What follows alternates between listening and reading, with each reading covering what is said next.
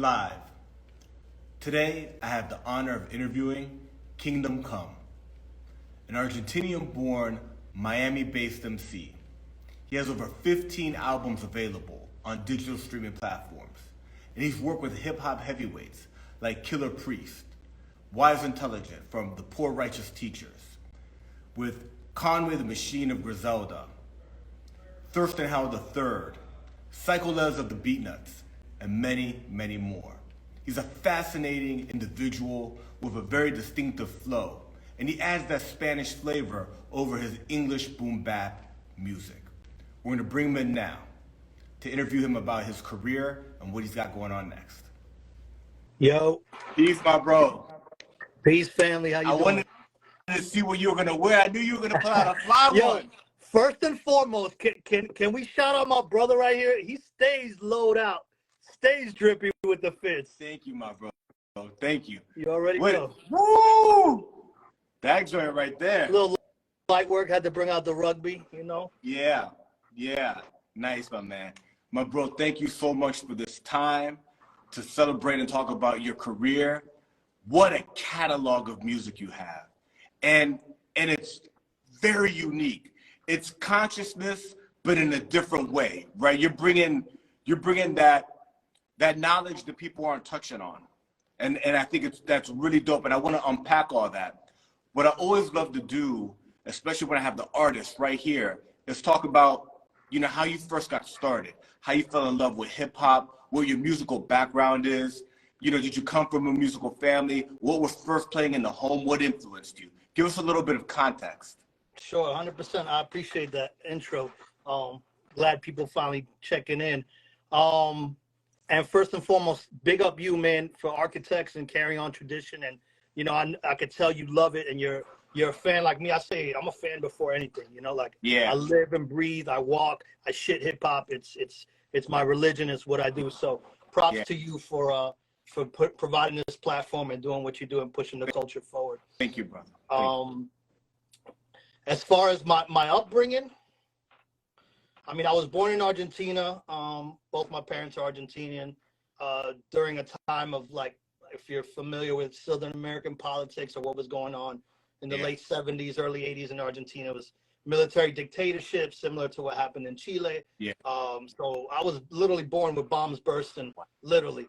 A lot of crazy shit. My parents were arrested, if you had any kind of literature, Che Guevara or anti-government stuff, it was militarized state, to the utmost, upwards of 60,000 people disappeared. And so my parents, had a lot of friends that got, passed away and crazy shit. So, in order to give me and my older sister, a better life, they left everything they had, not a penny in their pocket, not knowing the language, and fled to the United States. I was 11 months old. My younger sister was born here. We came to Miami Beach. I was, like I said, 11 months old. So from early on, my parents' revolutionary music was something that I would say influenced my style and my thought process, or how I see the world early on. Argentine folklore music and social stuff. Like my mom was the first one to put me up on the Panthers and stuff like that. So that was very in depth in my upbringing. My mom was an artist. She was a musician. My dad was a poet. I have musicians in my family. My grandfather was a really dope jazz musician in Buenos Aires. So that early on, and then, coming up in the 80s, I love metal. Bad Brains and Slayer was my shit, skateboarding, and then hip hop came, and my life changed. You know what I'm saying? I remember buying LL Cool J Walking with a Panther and Public Enemy's tape, and that just from then on I was hooked, Yeah. But 100%. That's dope, man.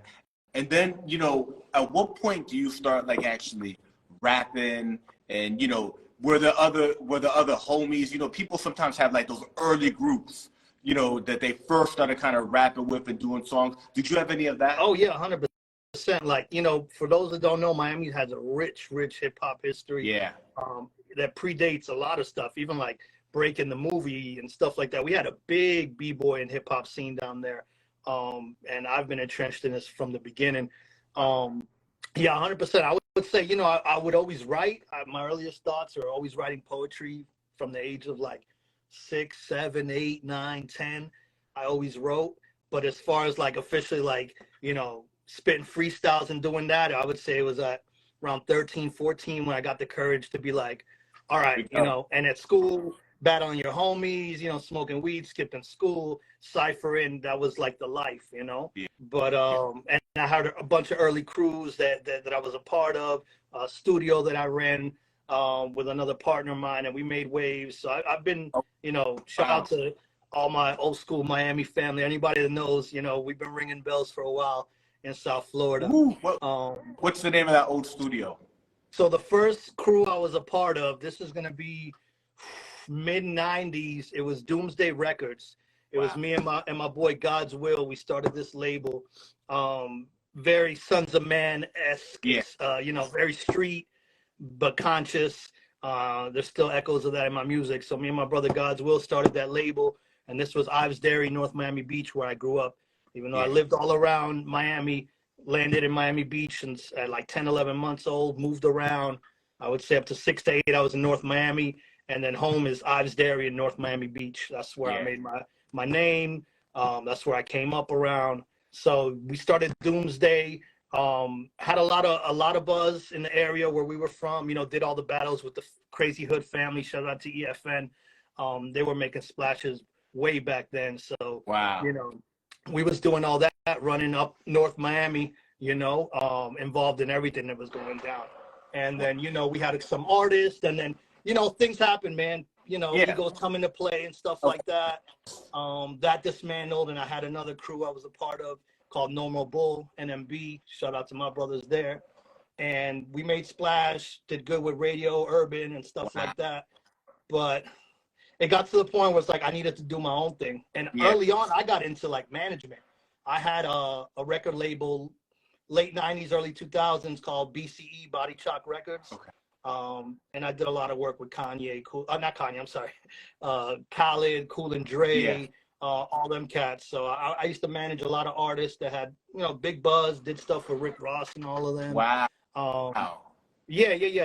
So it was, you know, it gave me my taste of the music industry, and it kind of made me, I was always an artist first, but it made me have to learn the business, you know, by force, contracts, publishing, writing, splits, all this that was like no one else was going to do it. So I went that route, you know, for a good 5, 6 years.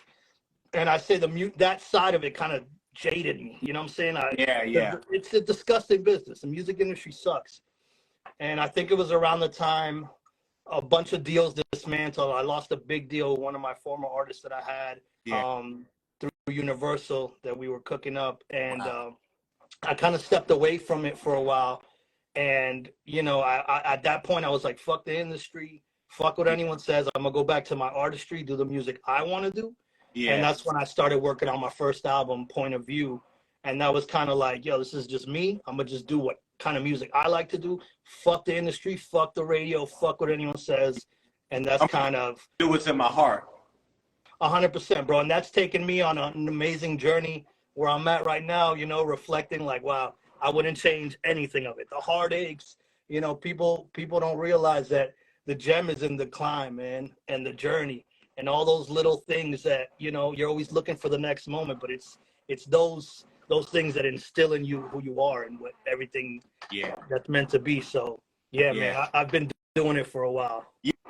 I mean, I love that background and context, bro, because when you look at your discography, well, first of all, your discography is crazy, right? So I'm a workhorse. I think like there hasn't been a year like that you've only put out one album. I mean, you're putting out multiple albums. You know what I'm saying?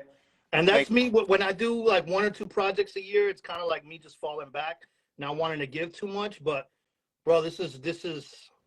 I couldn't function if I wasn't doing music. It's my therapy. You know, it's what keeps me alive. I fucking love it. Or else I would have quit a long time ago. Because the music industry is full of fake pussies and fake fucks. Yeah. And, you know, it's unfortunate, but I love it. I breathe it. No, I know what you mean. It's music is a special type of therapy. You know what I'm saying? And it's really dope when people vibe with it and when you get to work with incredible people. you've worked with incredible people. And I was really like impressed by the people you've worked with because, you know, there's some big names in there, but it's who you've worked with. You know, cats like Wise Intelligent, Prodigal Son, and Killah Priest. You know, there's cats like Conway the Machine are big names, right? Griselda's like on top of the world right now. But you also got like these dudes like Wise Intelligent from Poor Righteous Teachers is not somebody you hear in a lot of people's top 5 or top 10 lists. He's definitely that dude is amazing. He's a very special MC. Very special MC. I rocked Poor Righteous Teachers for years because they were the only ones for a period of time where you could get that kind of message.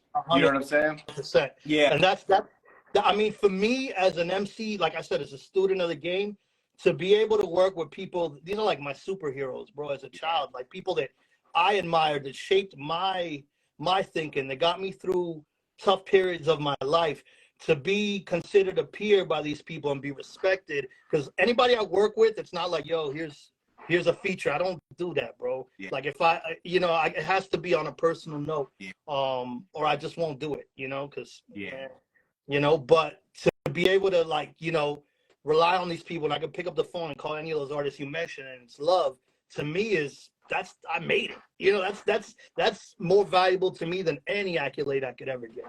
The respect of my peers and artists like that. Shout out to Timbo King as well, who's a good brother of mine.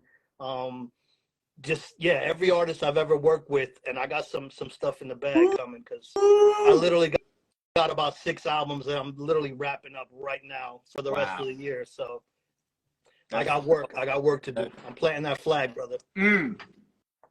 Yeah, and that context that you gave in the beginning about running multiple studios, being involved in the management and being a part of different groups. So there's early recordings of you with other people and things that are out there before we see Kingdom come out as a solo artist. Like 2016 is the earliest thing like on Spotify. Yeah, and that first album, that Point of View album, was really done in like 2012. Yeah. Right around when my son was born. He was born in 2011. So 2010, 2011, 2012 is when that first solo album was done. Yeah.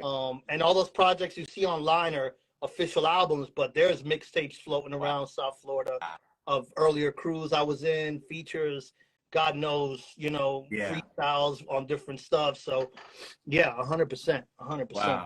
Wow. Yeah, I think it's really valuable for people to understand that, like, the knowledge you have, the connections you have, your knowledge of the game, of radio, working with publicists, of navigating the game, the industry, that came with years of experience. 100%, brother. Like I had to. I had no choice, because, no one else was gonna do it for me. And it was. I could, in hindsight, I couldn't see it, but it's made me into a one-man army in a sense, where I'm able to navigate this treacherous land. And still to this point, like it's 100% independent. All of this is fully funded by my label, Walking with Enoch Music. It's 100% independent, and it's going to stay that way. I don't like no one telling me what to put out, how to put it out, when to put it out.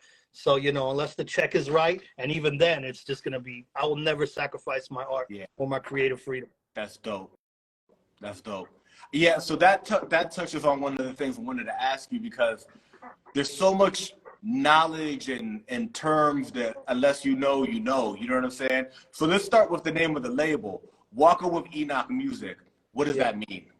So if you're into esoteric teachings and metaphysics, or if you study different religious sectors, you know that Enoch, besides Christ, was the only figure to walk with God. He was taken to the heavens and shown the ways and given the manuscripts to come back.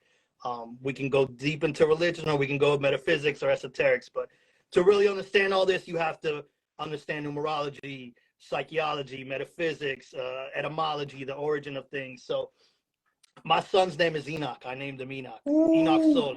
So Enoch Soul, Enoch's son. So that was my way of, Enoch always walks with me, whether it's my ancestors protecting me and and you know the spirit realm that I'm always in touch with, and then it's a homage to my son, to my heir, you know. So it's walking with Enoch music. You know, Enoch walked with the creator and was given the ways, kind of how similar, you know, different civilizations speak on the same thing, like the Anunnaki with you know, the seraphim and different, you know, different religions, and you know, Kemetic Egyptian stuff. So that's where that comes from. Yeah, no, that's dope. I was like digging through your catalog, and I was like, woo, we're going in. Oh, and I try to, I mean, that's my chamber, bro. That's what I like to do more than anything. But I know it's not. It's for the select few. Yeah. So you know, I sprinkle it in here and there. But you know, I do it all, like you said. Yeah, I do boom bap hip hop music, but you know, it can get gully, it can get street. Yeah. I don't like the term conscious, and I just do what feels right, you know, because I got party records. Music is self-expression, and like if you can't pigeonhole a certain feeling. So if it feels right, if it's authentic to my being, I'm gonna do it. Yeah. And I think that what's really dope about your discography is, you know, like people have layers. We're not simple as human beings. You know, your background is your parents were immigrants from Argentina to Miami. All right, right there. Argentina has a rich culture of music, right? Very, very strong specific things that you can point at. Like if you were to say what's stereotypical Argentinian, you can make a quick list. Oh, right? Folklore. I mean, tango is African. If we really want to break down what tango originated, that was the Indians, the original man from Argentina, you know, the African influence that came over there. So, I mean, yeah, very deep, rich musical history in rock and in folklore and you name it, 100%. Miami has its own thing, right? So you've got my first concert was Two Live Crew, bro, in 6th grade. And that's like, to me, that's like my group, Poison Clan, Two Live Crew, shout out Uncle Luke. That influenced a huge amount of my being. Bass music, booty music, you know, like people wouldn't think of like, yo, Kingdom Come. Yeah, brother, are you kidding me? That's part of my DNA. Yeah. That down south bass music from that, you know, that people forget about that, man. Miami had its own thing. 100%. We still do, but 100%. Even now, you know, we can fast forward to the current hip hop scene now. It's greater than it's ever been. Shout out to all my brothers down there. Y'all already know we're taking over. Yeah. So what's dope about, what I found really cool about your music is that you've got boom bap, you have the more modern sound in your newer records, kind of like a little bit of that up, you know, that Griselda sound, I would say, right? There's some of that flavor in there. Right, but you've got albums like Doble Filo, right, where like you're like, listen, I got more tools in the toolbox, right? And for me, I love that you say it like that, because for me, that, like, I've always done Spanish rap, right? I've always, if you look back at all my projects, I'll do a track in Spanish or a verse, or I'll go in. But it wasn't, honestly, shout out to my OG Thirstin Howl, that he was the one that was like, bro, you need to just go that lane. Yeah. Because, like, he'd hear my shit and he'd be like, nah, you need to just do that because of your Argentinian accent and your diversity. Just do it. Yeah. And that album, Doble Filo, was where I was like, all right, you know what? I'm going to do a full Spanish album. Or, like, you know, 80% Spanish album. Yeah. You know, where it's like core. Yeah. And for me, it's just another chamber, bro. Like, all these different groups I'm a part of. Yeah. It just unlocks a different part of my brain for me to go into that zone and, like, you know. So the Spanish shit, I fucking love it. It's just, it's helping me tap into more of my culture and my history, even though, you know, I went back when I was 8 or 9. I lived with my grandparents for a while. And I went back when I was like 15 or 16 when my parents split. Yeah. And most recently, like 2 years ago, I went with my old man before he passed and my son. And to be able to do that was... Wow. That's where I wrote Doble Filo at, honestly. You wrote it in Argentina? Yeah. Wow. Yeah. Wow. So so I speak Spanish, right? So but for the people who don't speak Spanish, no, Chile. Chileno. See, and it's funny. We in the house. We in the house. Hey, Chile, I got love for Chile. Even though they try to talk all that Argentina Chile beef, I got so much homies that are Chilenos, bro. I love Chile. Yeah. No, there's a lot of love there. The countries are very similar and we're in the same place. You know what I'm saying? We're neighbors. Yeah, y'all went through it with Pinochet, same shit. You know what I'm saying? Like 100%. I work with a lot of Chilean producers actually. Hip hop and urban music is massive in Chile. Massive. For a small country with such a small population, they've got a thing going on kind of like Puerto Rico and Cuba, where they're small and they're producing so much talent. Chile's got something like that. I'm shocked too. No, it's crazy, bro. Because like last time I went to Argentina, and like, remember, I used to go back in the 90s and bring my tapes and hook them, my cousins up. But to go there and see like trap, like the last time it blew my mind, I was like, oh shit, there's Argentinian trap. Yeah. And these cats are like killing it. Yeah. It's crazy, bro. Yeah. But then there's the hardcore boom bap. Like, you know, I'm part of the Low Life Argentina chapter out there. I help them brothers out. And like the B-boyism and the like pure rugged hip hop in South America, they just like Europe, bro. They fucking they want it. They want it. They need it. They support hip hop. They support too, bro. It's crazy. Yeah. It's crazy. Yeah, you have a lot of love. Yeah. My bro, unpack that a little bit because you mentioned it real quick, but you talked about the Low Life chapter in Buenos Aires, Argentina. It's in Argentina, yeah, but mainly on the outskirts of Buenos Aires. Okay, yeah, like in the So, you know, tell us a little bit about, you know, low life chapters and what's going on in Argentina with the Low Life chapter out there. So shout out to my brother Blast who runs that chapter out there along with me. It's a bunch of b-boys, really graffiti artists for the most part. They get down on the paint. B-boys, a couple producers, and they're fanatics and collect polo like crazy. I had a chance to kick it with all them brothers and connect last time I was there.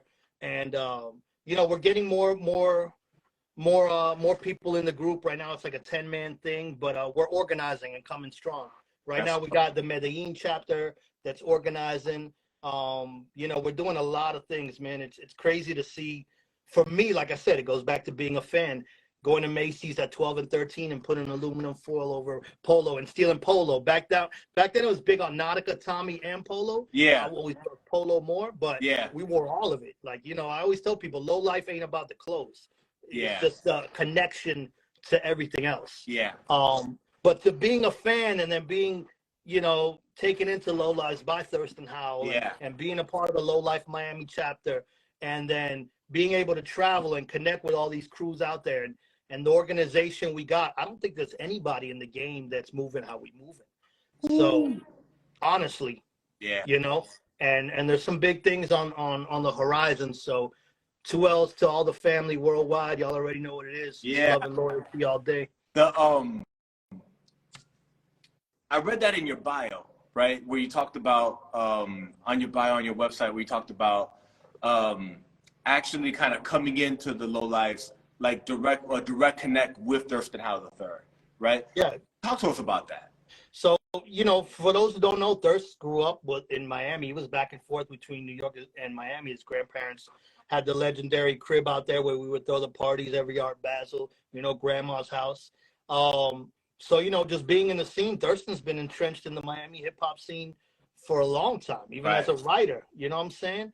That's the God right there. So always being around them. And then, you know, me, I've always done my own thing. I've never, like, come into fraternities or sororities. That's how I see it. Or cliques. Like, you know, if everyone, it's hard to get everyone that's moving in the one accord, you know, because you got egos at play, you got different thoughts, but as long as everybody, because Low Life, bro, we got people of every nationality, color, every walk of life. It ain't a thing about crime anymore, even though it started as necessity and that.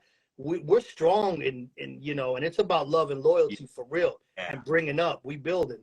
So, I mean, that's what turned me on to it. And, you know, just building with like-minded brothers who were about, you know, progress. And, you know, we're in our 40s, bro. We ain't on no kid shit. You know what I'm saying? That's like, at least I'm a father, you know, before I'm anything. So, you know, I'm about money, positivity, family, you know, uplifting and making movements, you know, and preserving hip hop, not the industry, hip hop culture. You know, I walk it, I live it in every facet of life. Like, You know, I'm involved in all the elements. So it just, to me, it was, you know, it made perfect sense. And then being a fan of it, you know, I've been collecting polo for 20 plus years. So, and it's fly. I mean, you know, Yeah. So What's really cool is the story. Just, you know, to wrap up on the polo and low lives, is Ralph Lauren is hip hop, man. He was born in the Bronx. He's born in the Bronx.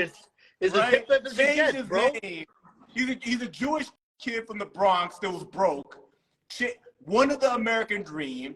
Changed his name. Sampled white America's. He sampled it. Straight up. Yeah. And it was an affluence, something to look up to, an aspiration. Kind of what low life became for the OGs coming up in Brooklyn, you know, and Marcus Garvey and the PJs. It was a means to something bigger. I'm not, you know, I put this uniform on, it's like my cape. I'm fly, I'm respected. And people don't understand that and really do the science on, you gotta honor who came before and stories and all that. So, you know, it's a beautiful connectivity of brothers. It's a beautiful union of hip hop, pure hip hop culture, and the events we're putting on are going crazy. So, you know, it's a beautiful thing. It's a beautiful thing. That's dope. Let me just name some of these, right? Because you got so many albums. Sure. Right? And I just want to like be like, yo, check out the discography, right? And we already talked about Kingdom Come has a lot of stuff before this. Multiple studios, record labels, managing artists, doing radio work, being parts of other hip hop groups. But that's what's available right now, right? We talked about Point of View, Cabin Fever, All Beats Show Their Teeth, 1 and 2, Creation, Supreme Sorcerers, Time Has Come, the most recent one, Most High, Los Chicos Criollos, Alchemy, Malbec, The Chariot. I don't think I named them all, but that just shows you how deep that discography goes. Yeah, right, brother. Wow. Now, Los Chicos Criollos is another. You had Doble Filo, which was very Filo's that's a solo album. So like Supreme Sorcerers, that's another chamber. That's me and my brother Lazarus Child. Shout out to Lazarus. He's a low life. My Baba Lao brother right there. He's my alchemical partner. When we go into sorcery mode, we dive deep into esoteric teachings, philosophy, Masonic, God body, you name it. We're deep with the science, and we really that chamber, Supreme Sorcerers, is only for it's next level shit. Los Chicos Criollos is like my full dive into Spanish shit. That's me and my brother Che Uno, based out of Toronto. It's a group. It's me and Che Uno. We are Los Chicos Criollos. And he's Argentinian like me. He's from Rosario. And it was just, we linked and we did a couple features. And, you know, he's another student of the game and another assassin on the mic. So, you know, when things flow and form as they should, you know, we did a couple joints and it was like, we're doing a whole album. And Los Chicos Criollos 2, that's wrapped up right now that I'm looking at, done. All right. Yeah.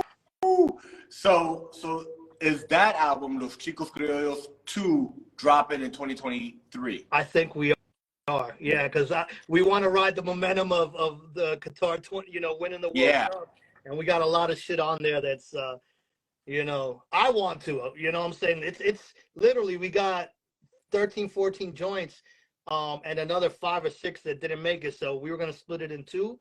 But yeah, it's one of the ones that's dropping this year. Probably towards the end of the year. But yes, you heard it here. It's 100%. Los Chicos Criollos 2. It's called Dios Sucio. Oh. En nombre de Maradona. You know, because Maradona, the greatest football player to ever live, that I came up watching ever.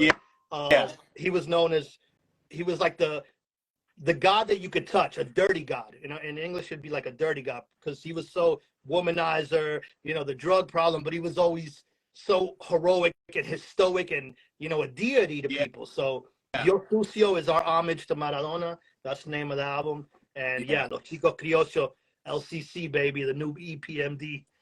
That's dope. Did you ever get to see Maradona play? Bro, I was in Argentina in '86 when we won the cup. in Mexico. Ooh, you were there. I was in Argentina, but the cup was in Mexico. But I remember watching a bunch of the games, the earlier games, and then the final. I was back in Miami Beach, and I remember Miami Beach goes crazy. You know what I'm saying? It's a huge Argentinian population. Yeah. So, yeah. Not up front, but I grew up watching him with my grandfather. You know what I'm saying? Like, no. I saw him one time in Chile. Really? Yeah. Like live? He came back, and he played with La Selección of Argentina. Who's your squad? La U de Chile. La Universidad de Chile. Okay. Ese es el rojo y blanco, ¿no? Yeah. Okay, yeah. The black and white is Colo Colo. Yeah. The blue, not the Argentinian blue, but the blue you have on white, right? Is La U, and then the other one is red. Like yeah. Not like your squad. Yeah. But I saw him in Chile. Wow, bro. Had it. How old were you? Man, I'm interviewing you now. I know, but we're talking about Maradona, so it's appropriate. It won't stop. We can go deep. Yeah, I was 24, and it was probably the last time he played with the Argentinians. He was out of his prime, yeah. but he still had it. Oh, bro, ridiculous. He still had it. You know what I mean?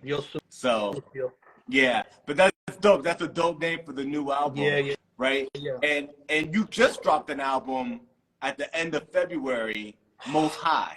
Man, I can't believe we're halfway through the year. Yeah, the only project I dropped this year was like February, March. It was with Onaj Jordan. Shout out Onaj.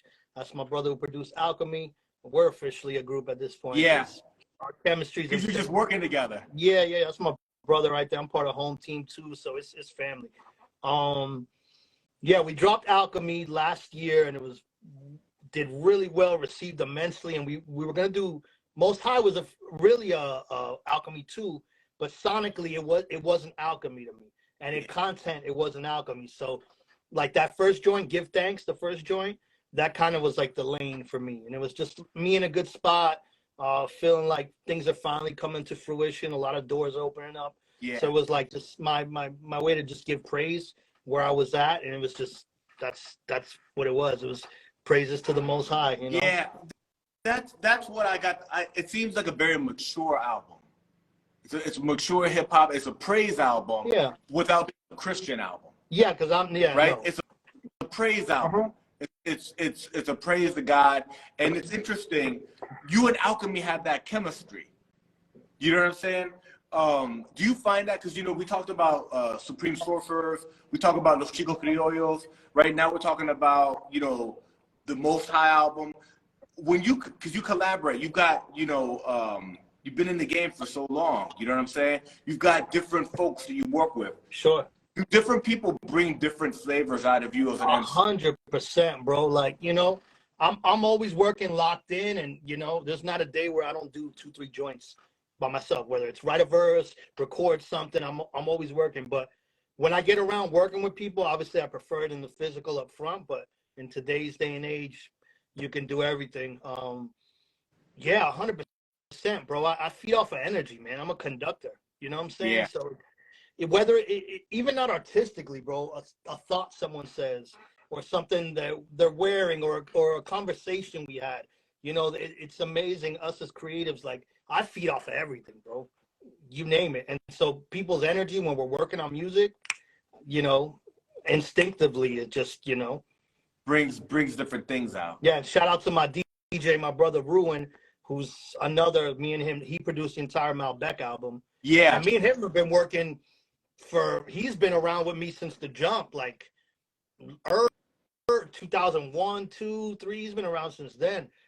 He's a big DJ out of Miami. That's my brother Ruin. He's my personal DJ and producer. He did the entire Malbec album. We got Malbec 2 in the raps. That's dropped. Okay, yeah, because I wouldn't specifically. I like Malbec, so I wouldn't listen. I think that's my best body. A lot of people say that's my best body of work, as far as like, not me personally, but as far as like all over round, because it goes like this. It's not too much of anything. I can go here. I can go there. It's just a good balance of everything. Yeah. everything about it is dope too. The concept, the intro. Oh, wait till you know what I'm saying? hear part 2, brother. That's why we've been slow whining. This one's mature wine right here. We've been waiting for this, so it's about 80% done. Okay. But it's dropping Right. this year. So we talked about earlier how, you know, your long discography, and I named a lot of your albums. I didn't even name all of them. But what I've noticed, which is really dope, is how prolific you are, right? You're dropping most years 2-3 projects, but this year there's officially one out. What do you have coming next? So I wanted to start. I was gonna drop a whole bunch of stuff, but Most High is out right now. Y'all can check that everywhere. I just dropped a single called Bosses, featuring my brother Omniscient, who's another Miami heavyweight. We have a group called Libra Scales Project. That's me and him. We're both Libras, and that's like my twin in a lot of ways. So we dropped that video and single. Bosses is out everywhere.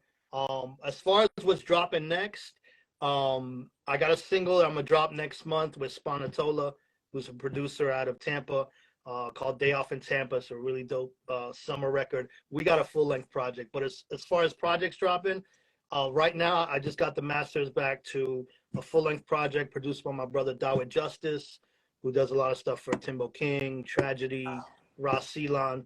Me and him have a full project called Kingdom of Justice. That's ready to go. That'll probably drop in September, I'm thinking. Wow. Definitely going to drop Malbec 2, Los Chicos Criollos 2, and Alchemy 2 this year. I think that's what I'm going to give them. That might change on the vibe because I got a full length with Voltage Controller out of LA. Shout out to my Frequency family. We got a serious project on some high energy stuff. Yeah, that's a serious one. We might drop that. I got a full length project actually that's done that might come sooner than later. Arepa y Manteca is with my brother, the Equation Beats, and it's all Spanish, maybe a couple English verses, but it's hard. Is he from Venezuela? And no, he's from Medellin, Colombia. Okay. Straight Bada this shit. Yeah. And most of the album was written when I was there last month. Brother, that shit is whoo. Arepa Manteca is probably gonna drop ASAP. So that's 4. What do we say? Los Chicos Criollos 2, Alchemy 2, Malbec 2,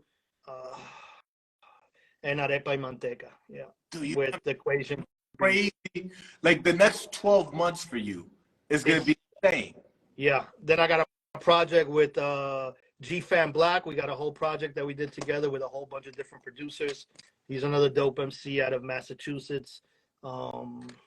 Supreme Sorcerers 3, which is 20-30% done. We just got started. And there's a whole bunch of other shit. That's dope. Trying to work on film. My bro Nico is. We got a couple joints in the works. Steady working, brother. I feel it. It's time. It's time. Yeah. You've got the momentum. You're not gonna slow down now. No, but go a bit harder. Yeah. Well, you've got we talked about early on your early running studios, all the connections, the industry knowledge, right? And then, so many of the people that you're talking about, some of them are new, but some people like Omniscient, I was listening back to All Beasts Have Teeth, and you've got like Higher with Omniscient. And that joint, Higher, like, when I'm listening through people's discography, I'm like adding stuff to my permanent playlist. That joint is a banger. Respect, brother. Appreciate you. That's really dope. So you've got all of these dudes that you've been building with for decades now. Yeah. And I bang out features all the time for people when they hit me up. Hit me up for the murder verses. But I love working with my people, and it's just it's family. I mean, there's a whole bunch of slew of. I must have done at least like 20 features this year on stuff that's dropped, hasn't dropped, that's about to drop. So. I'm always available for that, but I just love creating music. And when the vibe's right, it just, you know how it is, bro. You gotta do it. Yeah, that's dope. You had another joint off of that, All Beasts Have Teeth, which is the How It's Gonna Be with Thirstin Howl the Third and Copyright. That's the first joint me and Thirst did. Yup. Wow. He gave you there's a dope video for that. He gave you a special verse on that. I asked him for that because he was like, "What do you want me to do?" I was like, "Yo, just go shoplifting, bro. Just get on your grimy fucking, bum rush fucking." So dope. Yeah, no, he blessed it. It's funny you say that. I was just about to post a video for that because I love that video, man. I was about to reshare it and be like, "Yo, this was a gem right here." It's a And unfortunately, copyright couldn't be there for the video shoot. He had some stuff he had to handle, but shout out to the family copyright, another assassin. Yeah, he's dope. Damn, bro, that's amazing. Yeah, that video was fun. My son and his son are all up in that video, young as hell. Yeah. That's dope. Yeah, fam. Yeah. So we talked about several projects you got coming out in 2023. Another project that you've already dropped in 2023.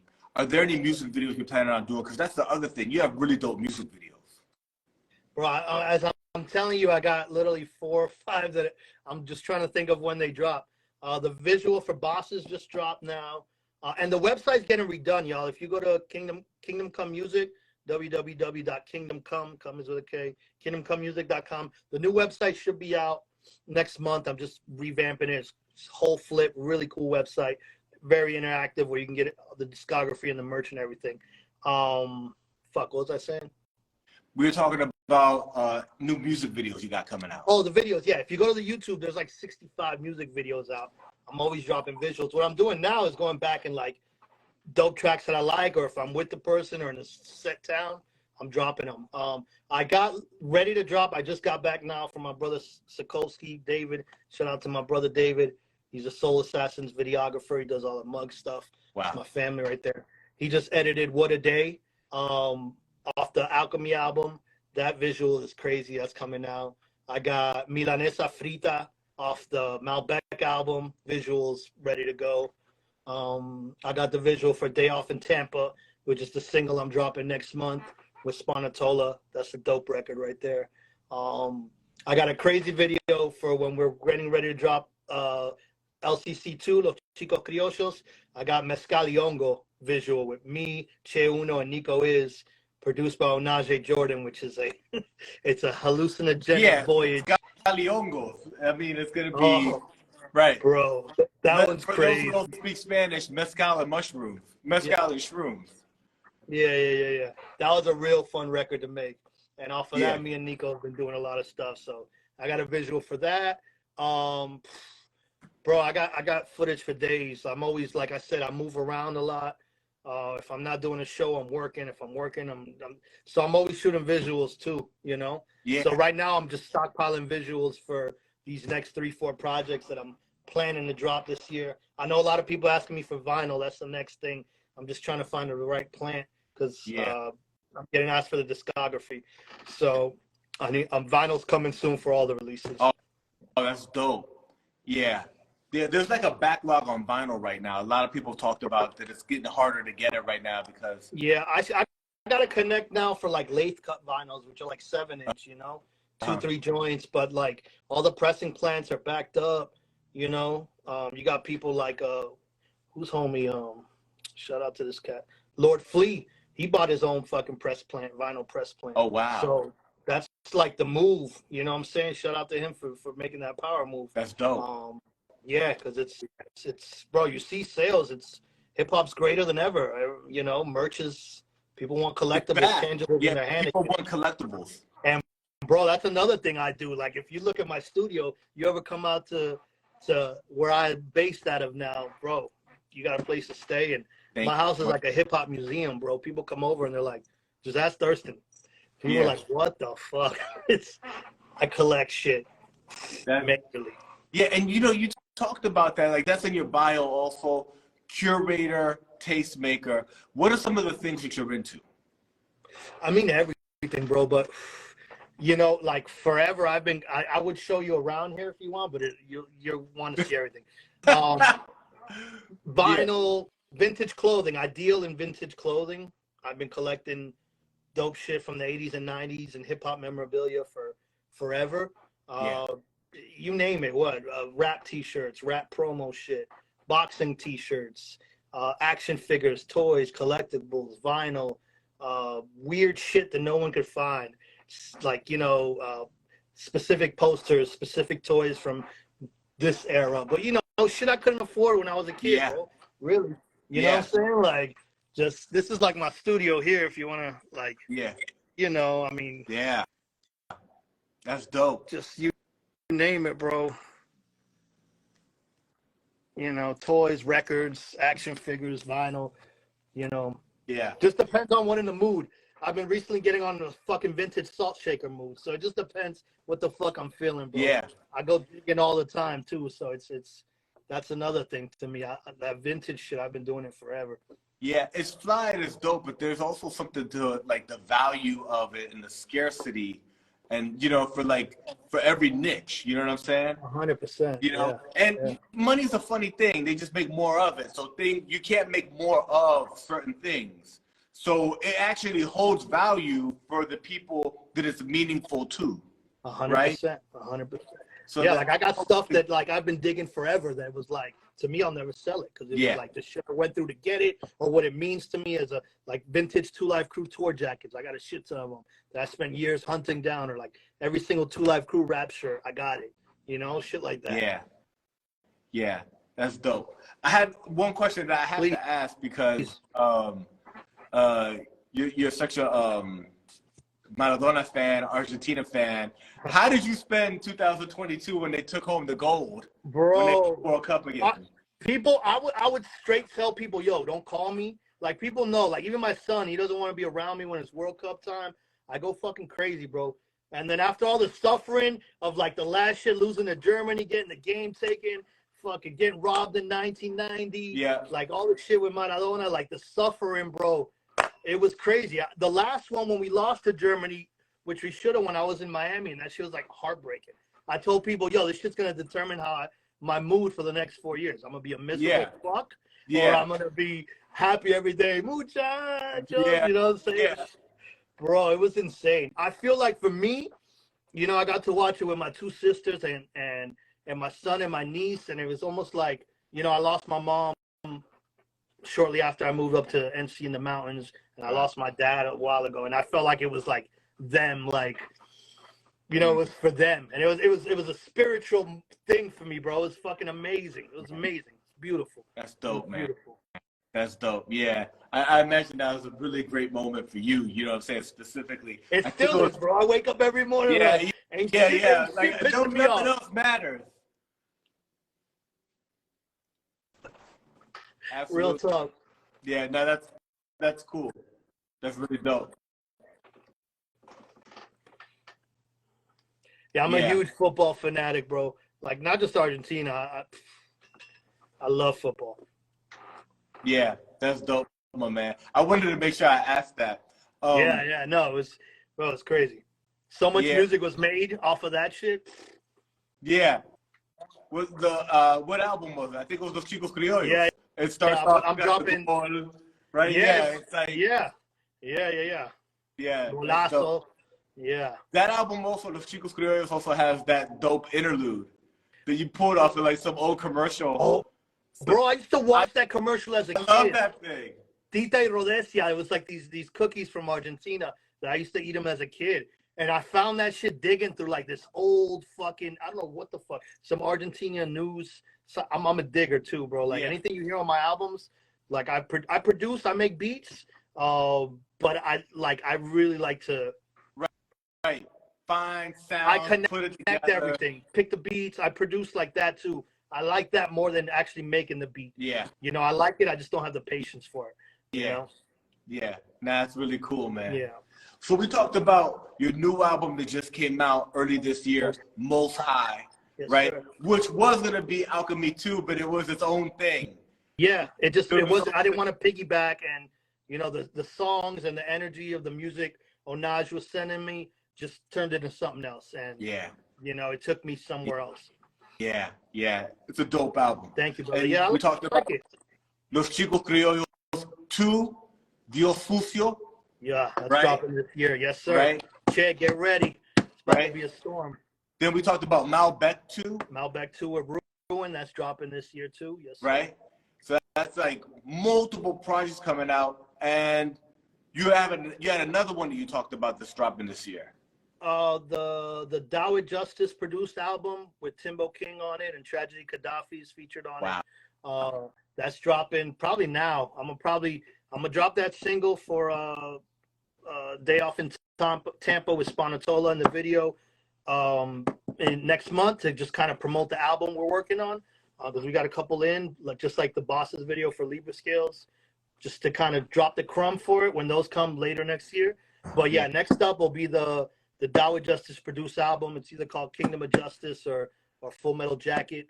That's done. Yeah, that's a hard choice between. I know. And well, then you'll see why the name kind of fits it. But that's a really dope. I stripped down here when you like it. His beats. He's done on the Chico. He's done a bunch of shit, but on Chico Criollo's album, he did Golazo, Cache, and I think another joint on there. So he's got a really dope production style. That'll drop probably ASAP, and then we'll probably give him the Arepa and Manteca. Yeah, that was the other one, Arepa y Manteca. Yeah. So I'll do that. I'll give him like an English one with the Dawood, and then I'll come very full Spanish, Spanglish with the Arepa y Manteca. Shout out to Colombia. Yeah, shout out to Colombia. My bro, what an amazing discography you had, and you're going to be adding gems to it this year in 2023. If people want to find you, if people want to collaborate with you, if they want to featuring from you, if they want to send you beats, what are the best places to connect with you? Yeah. I mean, hit me up for those murder verses. I'm banging them out, 24-hour turnaround. So IG is Kingdom Come, Kome. Twitter's Kingdom Come. If you want to hit the email, it's info@kingdomcomemusic or kingdomcomemusic@gmail.